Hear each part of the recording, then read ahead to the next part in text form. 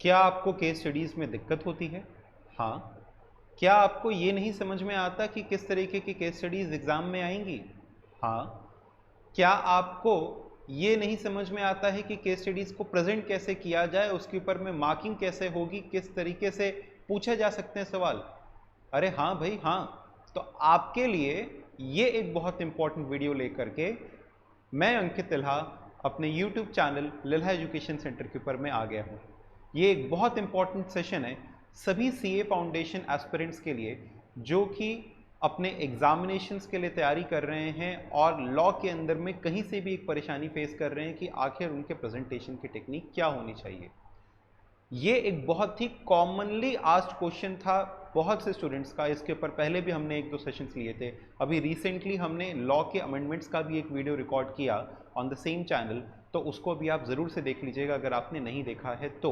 और हमने उसमें कहा था कि हम आपके लिए लॉ की केस स्टडीज़ कुछ लेकर के आएंगे जिसमें आपको प्रेजेंटेशन का तरीका बताएंगे। तो इस बार आरटीपी नवंबर 2020 के अंदर में सीए इंस्टीट्यूट ने जिन सवालों को दिया है उन सवालों को लेकर के मैं आपके साथ में आ गया हूं और उसमें से कुछ इंपॉर्टेंट केस स्टडीज हम आपके साथ में दो पार्ट्स में डिस्कस करेंगे आज, जिसका एक पहला पार्ट है। ये 20 से 25 मिनट का जो सेशन है इसको एकदम अच्छे से देखिए, समझिए कि किस तरीके से आखिर हम लोग केस स्टडीज लिख रहे हैं, बिकॉज हमने पूरे प्रेजेंटेशन को आपके सामने प्रेजेंट कर दिया है, पूरे आंसर्स को हमने आपके लिए रेडी रखा है। अगर आप इस चैनल पर पहली बार विजिट कर रहे हैं तो हमारे चैनल को सब्सक्राइब ज़रूर से कर लीजिए ताकि आपको आगे भी ऐसे कुछ आने वाले नोटिफिकेशंस मिलते रहें। सो स्टूडेंट्स, हम इस बार क्या लेकर के आए आपके लिए, ये आंसर्स जो आरटीपी में पूछे गए थे। देखो आप देखते होंगे कई बार, जैसे ये अपनी आरटीपी है। अब इस आरटीपी का मान लो ये अपना क्वेश्चन है, वैसे ही केस स्टडी है जैसे अपनी एग्जाम में आती है। इंडियन कॉन्ट्रैक्ट एक्ट की एक बड़ी सी केस स्टडी आपको दिखाई दी। अब ये नहीं समझ में आ रहा है कि सर इसका आंसर लिखा कैसे जाए, आखिर इसको प्रेजेंट कैसे किया जाए, और हम इंटरप्रेट नहीं कर पाते हैं कि कौन से प्रोविजन को पूछ रहा है। तो सुनिए ध्यान से, किसी भी केस स्टडी को आंसर करने के लिए सबसे पहली चीज़ आपको ये सोचना पड़ेगा कि वो किस एक्ट से रिलेट करता है। आपके सामने एक केस स्टडी आई, आप ये सोचिए कि वो किस एक्ट से रिलेट करता है। ये रिलेट करता है विद इंडियन कॉन्ट्रैक्ट एक्ट। फिर आप उसके प्रोविजन के बारे में सोचिए, फिर आप अपने मन में ये ड्राफ्ट कर लीजिए कि आपके हिसाब से ये सॉल्यूशन होना चाहिए। मतलब पहले आप दी हुई केस स्टडी को इंटरप्रेट कर पा रहे हैं कि नहीं कर पा रहे हैं, ये समझ लीजिए। केस स्टडी आप जब भी देखिएगा उसको पूरा पढ़िएगा और ज़रूर से पढ़िएगा, मतलब हाफ पढ़ करके कोई भी कंक्लूजन फ्रेम मत करिएगा। केस स्टडीज़ को आप जितने अच्छे से रीड करेंगे उतने ही अच्छे से आप उसको आंसर भी कर पाते हैं। अब आओ एक केस स्टडी हम आपको पढ़ के दिखाते हैं, ठीक है? ध्यान से देखिए। X entered into a contract with Y to supply him 1000 water bottles at the rate 5 per water bottle। तो X ने कॉन्ट्रैक्ट किया किसके साथ? Y के साथ कॉन्ट्रैक्ट किया कि वो 1000 वाटर बॉटल सप्लाई कर दे एट द रेट 5 पर water bottle to be delivered at a specified time. ठीक है, तो X यहाँ पे क्या हो गया? बायर हो गया, Y क्या हो गया? सेलर हो गया। फिर इसके बाद thereafter X contracts with Z, नहीं, X यहाँ पे क्या हो गया? सेलर हो गया। Y क्या हो गया? बायर हो गया। X कह रहा है कि हम सप्लाई करेंगे Y तुमको 5 रुपये के हिसाब से पर बॉटल 1000 वाटर बॉटल सप्लाई करेंगे। फिर X ने अपना परचेज का कॉन्ट्रैक्ट किया किसके साथ? Z के साथ उसने परचेज का कॉन्ट्रैक्ट किया एट द रेट 4.5 पर वाटर बॉटल। ठीक है, and at the same time told Z that he did so for the purpose of performing the contract entered into with Y। अगर आपको क्वेश्चन को इंटरप्रेट करने में थोड़ी दिक्कत होती है तो आप साथ साथ में अपने कुछ नोट्स लिख लिया करिए। देखिए यहां पर क्या है, X ने कॉन्ट्रैक्ट किया है, X ने कॉन्ट्रैक्ट किया है Y के साथ कि X सेल करेगा, किसको सेल करेगा? Y को सेल करेगा एट द रेट 5 पर वाटर बॉटल, वो 1000 बॉटल्स को सेल करेगा। और अब ये 1000 बॉटल्स के लिए X ने किससे खरीदने का कॉन्ट्रैक्ट कर लिया? X ने कॉन्ट्रैक्ट कर लिया Z से। X ने कहा कि भाई Z तुम हमको वाटर बॉटल सेल कर देना एट द रेट 4.5 का कॉन्ट्रैक्ट हुआ, अगेन 1000 बॉटल्स का। ठीक है, तो ये सिनारियो है। अब देखो आगे क्या हुआ। आगे बताया जा रहा है इसमें Z failed to perform this contract in due course and the market price of each water bottle on that day was 5.25 per water bottle। मतलब Z ने अपने ऑब्लिगेशन को फुलफिल नहीं किया, इसने अपने ऑब्लिगेशन को फुलफिल नहीं किया, इसने X को सामान सेल नहीं किया, ठीक है, जबकि उसको सेल कर देना चाहिए था किस रेट पे, 4.5 के रेट पे, बट उसने नहीं किया। अब जो मार्केट रेट भी था वो मार्केट रेट भी चेंज हो गया। मार्केट रेट अब क्या हो गया है, मार्केट रेट जिस दिन Z को सेल कर देना चाहिए था उस दिन का मार्केट रेट हो गया है 5.25। उस दिन का मार्केट रेट हो गया 5.25। मतलब अब अगर वो बाजार में X अब अगर बाजार में खरीदने जाए इस सेम प्रोडक्ट को तो उसको कितने का मिलेगा, 5.25 का, जबकि उसको खरीद लेना था कितने में, 4.5 में। तो अब X चाहता है, ऑब्वियसली वो X चाहेगा कि भाई Z के ऊपर स्यू करें, और Z के ऊपर स्यू करके हम क्या रिकवर करें, damages. Consequently, X could not procure any water bottle and Y rescinded the contract. He cancelled the contract. Calculate the amount of damages which X could claim from Y. अच्छा देखो, इसमें एक और खास बात बताई गई कि X जब Z के साथ कॉन्ट्रैक्ट कर रहा था तो X ने ये बता दिया कि देखो तुमसे हम ये जो 1000 बॉटल खरीद रहे हैं ये Y को सेल करने के लिए कर रहे हैं, क्योंकि हमको Y को इस प्रोडक्ट को सेल करना होगा। Z को ये बात बता दी गई, ठीक है। तो चलो आओ देखते हैं अब इसको हम लोग कैसे करके आंसर कर सकते हैं। आप पहले इसका प्रोविजन समझ लो, फिर हम आपको बताते हैं कि इसका आंसर हमने कैसे प्रेजेंट किया है। आप इसको अच्छे से प्रेजेंट कर सको इसीलिए हमने भी इसको पूरा लिखा है खुद से, हमने इसको टाइप नहीं किया या करवाया, ताकि आप भी समझ सकें कि आप अपनी कॉपी में कैसे इसको प्रेजेंट करेंगे। फिलहाल के लिए हम समझें इसका आंसर होगा क्या। इसमें यह पूछा जा रहा है सिंपली कि X क्या कंपेंसेशन, क्या डैमेजेस क्लेम कर सकता है। तो आप समझिए दो तरह के डैमेजेस होते हैं, एक होता है आपका ऑर्डिनरी डैमेज और दूसरा हो जाता है आपका स्पेशल डैमेजेस। जो ऑर्डिनरी डैमेजेस होते हैं they are for the actual damage incurred, जो असल में हमको नुकसान होता है उसके लिए हम लोग क्लेम करते हैं ऑर्डिनरी डैमेज। और special damages are indirect damages जो हमको एक्चुअली में कॉज नहीं हुए हैं, but it comes due to an opportunity lost. हमने कोई एक अपॉर्चुनिटी लॉस कर दी।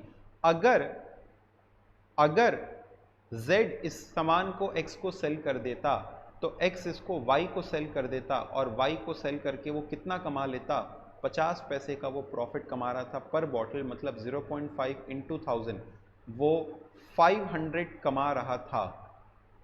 किससे, Y से, लेकिन कमा नहीं पाया। ये इसे हम कहते हैं loss of profit, loss of profit. और अब आप देखो कि अब X अगर इस सामान को खरीदने जाएगा तो 4.5 रुपए की जगह उसे मिलेगा 5.25 पर, मतलब 75 पैसे का यहाँ पे नुकसान हुआ। तो ये कितने का नुकसान हो गया ऑन 1000 बॉटल्स, तो 0.75 इंटू 1000, इसमें हमको कितने का नुकसान हो गया, 750 का। ये हो गया हमारा ऑर्डिनरी डैमेज, क्योंकि अब हमको 75 पैसा महंगा मिलेगा तो 750 रुपये से नुकसान। हम Y को बेच करके 50 पैसा पर बॉटल जो कमा सकते थे वो नहीं कमा पाए, लॉस ऑफ प्रॉफिट। तो इसे कहते हैं ऑर्डिनरी डैमेज, इसे कहते हैं स्पेशल डैमेज। स्पेशल डैमेजेस आप तभी क्लेम कर सकते हैं जब सामने वाली पार्टी को इस स्पेशल सर्कमस्टांस की नोटिस हो। तो क्या Y को मालूम था कि Z को क्या ये मालूम था कि X इस प्रोडक्ट को Y को सेल करने वाला है? यस, Z को ये जानकारी थी। तो क्या वो स्पेशल डैमेजेस क्लेम कर पाएगा? यस। लेकिन देखना इसी क्वेश्चन के सेकंड पार्ट में आपसे कह रहा है what would be your answer. दो पार्ट थे, calculate the amount of damages और दूसरा what would be your answer if Z had not informed about the Y's contract. अगर Z को नहीं मालूम होता कि X का कॉन्ट्रैक्ट Y के साथ हो रखा है तो हम कितने डैमेजेस क्लेम कर पाते। तो सिंपल सी बात, ये 750 का एक्चुअल लॉस हुआ है क्योंकि अब प्रोडक्ट 75 पैसा महंगा हो गया है। तो ये तो हम हर समय क्लेम कर सकते हैं। स्पेशल डैमेज तभी क्लेम कर सकते हैं जब हमको नोटिस हो, और जब नोटिस नहीं है तो स्पेशल डैमेज क्लेम नहीं कर सकते। आओ देखते हैं अब इस क्वेश्चन का आंसर हम लोगों ने कैसे ड्राफ्ट किया। आप अपने आंसर को 3 पैरा में डिवाइड करेंगे। आप अपने आंसर को 3 पैरा में डिवाइड करेंगे। पहला होता है प्रोविजन, दूसरा होता है फैक्ट्स ऑफ द केस और तीसरा होता है कंक्लूजन। आप प्रॉपरली हेडिंग के साथ में कर सकते हैं। देखो सबसे पहला क्या है, प्रोविजन, और उसके बाद अगला कौन सा है, फैक्ट्स ऑफ द केस, और फिर अगला हेड कौन सा है, कंक्लूजन। इन 3 हेडिंग्स को डाल करके आप अपने आंसर को बाइफरकेट करेंगे। सबसे पहले आपने क्या लिखा इसके अंदर में, provision. According to section 73 of Indian contract act 1872, हमने सबसे पहले कहा कि ये सेक्शन नंबर है, ये प्रोविजन है। अब ये याद रखना कि आप हो सकता है सेक्शन नंबर को रिकॉल न कर पाएं, तो आप बस इतना भी लिख सकते हैं कि as per the relevant provisions of Indian contract act 1872 when a party to contract suffers from any loss या डैमेज। मतलब आप अगर पूरा नहीं लिख पा रहे हैं, इतना भी लिख देना चलेगा। तो एज पर सेक्शन 73, हमने आंसर्स को बहुत लेमैन लैंग्वेज में लिखा है, इसको ध्यान समझिएगा। As per section 73 of Indian contract act 1872 when a party to a contract suffers from any loss या damage due to breach of contract, then he can claim compensation for any actual damage suffered। मतलब सबसे पहले तो ये है कि अगर कोई डैमेज हुआ है then you can claim compensation for any loss या damage suffered, that is ordinary damage। but in case of existence of any special circumstance and where both the parties to contract have notice of such circumstance, the party who breached the contract is liable for special damages along with ordinary damages। इसका मतलब अगर जिसने breach किया है उसको ये knowledge थी of some special circumstance, तो he will be liable for special damages as well as ordinary damages। Such damages may be caused directly या indirectly, ये directly भी हो सकता है या indirectly भी हो सकता है due to breach of contract, जैसे लॉस ऑफ प्रॉफिट। तो हमने दोनों के बारे में, देखो प्रोविजन में हमने और कुछ नहीं बताया है, हमने बताया है कि देखो ऑर्डिनरी डैमेज आप क्लेम कर सकते हो जब आपको एक्चुअल लॉस इनकर होता है, स्पेशल डैमेज आप क्लेम कर सकते हो अगर आपको नोटिस, अगर दोनों ही पार्टीज को notice of the existence of circumstance हो तो। फिर हमने बताया फैक्ट्स ऑफ द केस, कैसे करके देखो बताया। इन the given case X entered into contract with Y to supply 1000 water bottles at the rate ₹5. Then X enters into contract with Z to purchase 1000 water bottles at the price of ₹4.5 per bottle। मतलब X ने contract enter किया है किसके साथ, Z के साथ में enter किया है to purchase 1000 water bottles at this price, and on the day of performance Z has breached the contract due to which X could not supply the goods to Y। ठीक है, अब देखो हम बता रहे हैं यहाँ पे इसका कैलकुलेशन, ये हमने कैलकुलेशन बताया इसी के अंदर में फैक्ट्स ऑफ द केस में। क्या हमने प्रॉपर कैलकुलेशन करके दिखाया, thus the following damages are caused in the given case. ये डैमेजेस कॉज हुए हैं, कौन कौन से, ऑर्डिनरी या एक्चुअल डैमेज। क्या है ordinary actual damage, change in market price of bottles, कितना 5.25 माइनस 4.5 इंटू 1000, 750 का ऑर्डिनरी डैमेज। स्पेशल डैमेज जो कि लॉस ऑफ प्रॉफिट हमको बियर करना पड़ा, दैट इज 5 माइनस 4.5, क्योंकि 4.5 रुपए का खरीद रहे थे, 5 का सेल कर रहे थे, तो ये कितना हो गया 500। ये क्या था हमारा, ये था facts of the case. Finally हमने क्या बताया, conclusion x can claim a total of. अब देखो इसमें भी 2 पॉइंट हमने बनाया। पॉइंट नंबर 1, तब जो ये नॉर्मल सिचुएशन है जिसके अंदर में उसको नोटिस थी इस बात की कि X wants to sell it further to Z, X wants to sell it further to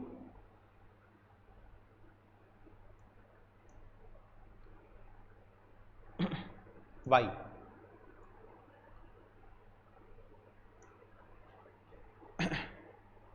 तो X can claim a total of ₹500 plus 750, 1250 as damages from Z, as Z had the notice of existence of special circumstance।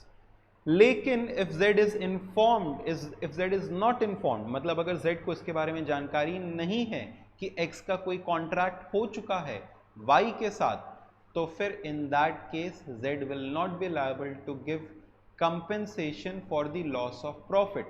मतलब ordinary damage तो आप हमेशा claim करेंगे, जो 750 रुपये का damage हुआ वो तो आप हमेशा क्लेम करेंगे। स्पेशल डैमेज तभी क्लेम करेंगे जब हमको नोटिस थी, अदरवाइज क्लेम नहीं करेंगे।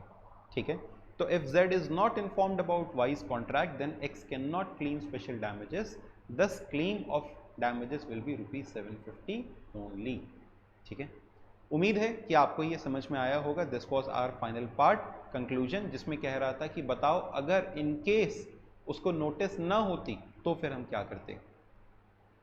चलो इसी को फॉलो करते हुए हमने एक और सवाल आपके लिए इंक्लूड किया है, वैसे क्वेश्चन नंबर 2। ऐसे कुछ और भी छोटे छोटे पार्ट्स में हमने और भी प्रोविजंस को और भी क्वेश्चंस को डिस्कस किया है। ठीक है, तो सेकेंड पार्ट में आपको और भी चीज़ें देखने को मिलेंगी, और भी सवाल देखने को मिलेंगे। क्वेश्चन नंबर 2 आओ देखते हैं।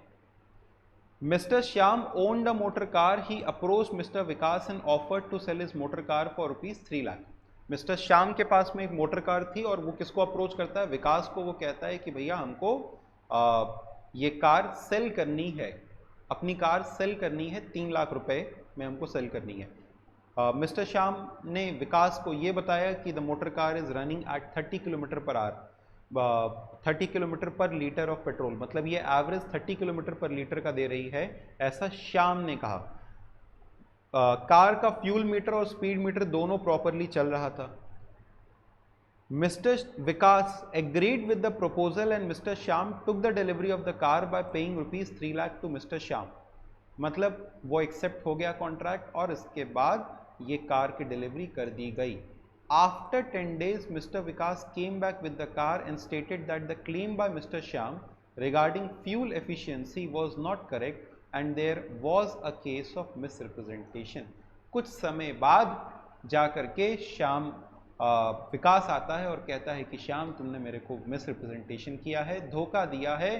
फ्रॉड नहीं है, फ्रॉड तो इंटेंशनली होती है, लेकिन आपने चाहे नोइंगली या अननोइंगली हमको गलत बातें बताई है जो कि एग्जिस्ट नहीं कर रही थी। तो this is misrepresentation, hence the contract is voidable. और अगर ये कॉन्ट्रैक्ट वॉइडेबल है तो इसको रिसेंड कौन कर सकता है, इसको कैंसिल कौन कर सकता है, इसको कैंसिल कर सकता है मिस्टर विकास, जो एग्रीव्ड पार्टी है।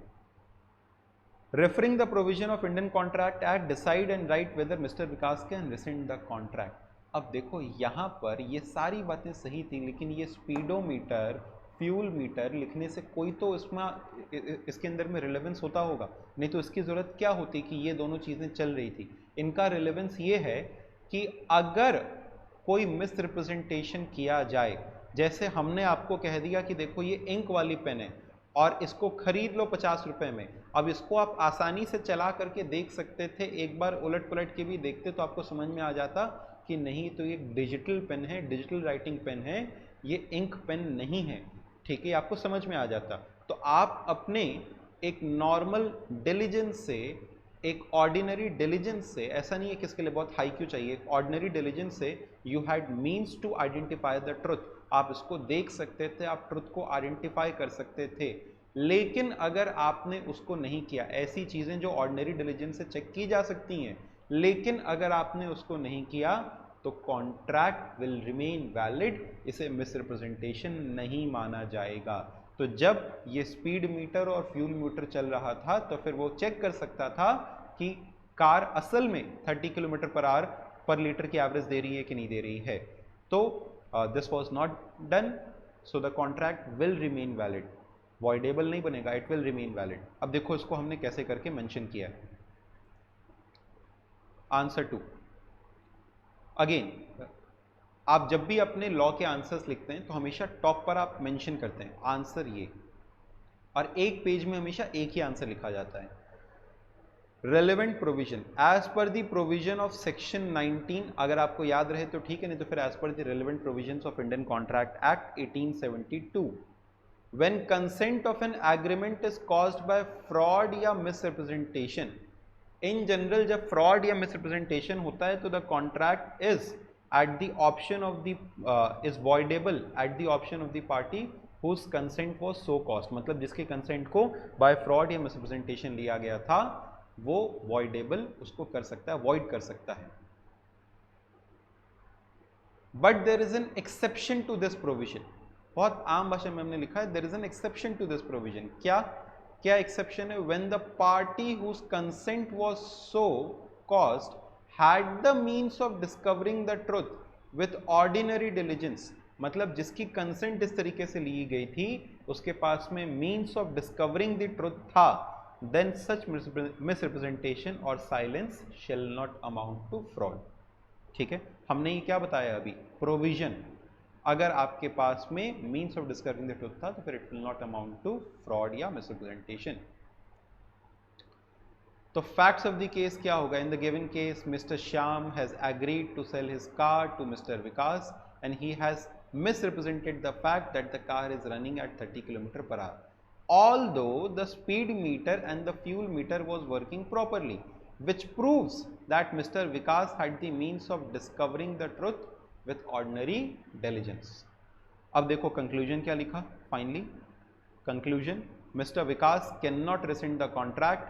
This is because Mr. Vikas had means of discovering the truth by ordinary diligence. उसके पास में ऑर्डिनरी डिलीजेंस से ट्रुथ डिस्कवर करने का मौका था और अगर वो नहीं कर पाया it will not be termed as misrepresentation. Students, ऐसे ही और भी एक दो सेशंस हम लोग लेकर के आएंगे, छोटे छोटे पार्ट्स लेकर के आएंगे जिसके अंदर में हम आपकी लॉ की केस स्टडीज को प्रैक्टिस करवाएंगे, हम आपको अपने तरीके से आंसर लिखना शुरू करवाएंगे। ठीक है, एक बार जब हम लोग इसकी प्रैक्टिस कर लेंगे तो यकीन मानिए आपकी खुद की राइटिंग कैपेबिलिटी बहुत सुधर जाएगी।